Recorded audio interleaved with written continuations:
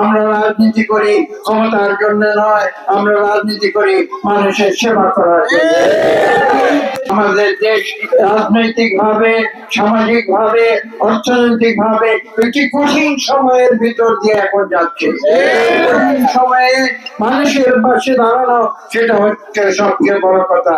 কে ক্ষমতায় যাবে, কে ক্ষমতার যে সুবিধা ভোগ করবে, কারণ সরকার চালাবে, সেটা আমি বড় মনে করি না।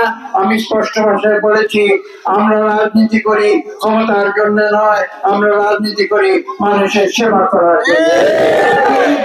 কিন্তু আজকে এই শীতের সন্ধ্যায় আমরা এখানে তাদের পাশে এসে দাঁড়িয়েছি। ইনশাআল্লাহ আগামীতে একটি সুষ্ঠু নিরপেক্ষ নির্বাচন যদি হয়, সেই নির্বাচনের মাধ্যমে জনগণ তাদের ভোট তারা যাকে খুশি দিক, তাতে আমাদের কিছু বলার নাই।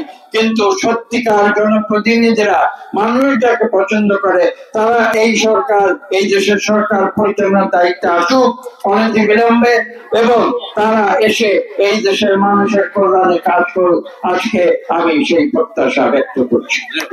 লক্ষ লক্ষ মানুষ তারা খেতে পায়নি, তারা শীতের সময় বস্ত্র পায়নি, তারা শীতের সময় গরম কাপড় গায়ে দিতে পারেনি, অথচ গুটি কয়েক মানুষ এদেশে একটি অলিগার্কি সৃষ্টি করে তারা দরিদ্র মানুষের ট্যাক্সের টাকা, বিদেশ থেকে যে টাকা এসেছে বিনিয়োগের টাকা, যেটা দেশের দরিদ্র ট্যাক্সপেয়ারদের পরিশোধ করতে হয় পরবর্তী 20-30 বছর ধরে, সেই লক্ষ লক্ষ কোটি টাকা তারা লুটপাট করে বিদেশে নিয়ে গিয়েছে। একটি শৈত্য প্রবাহ চলছে, সেই শৈত্য প্রবাহের সময় দেশের এই কঠিন সময়ে তাদের পাশে আমরা দাঁড়িয়েছি। আমরা সব সময় তাদের পাশে অতীতেও দাঁড়িয়েছি।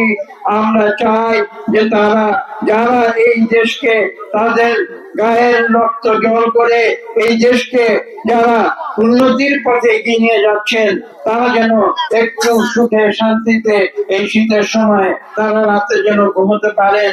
সেই জন্য আমরা শীত বস্ত্র বিতরণ করার জন্য এখানে যারা রয়েছেন তারা গ্রহণ করছেন।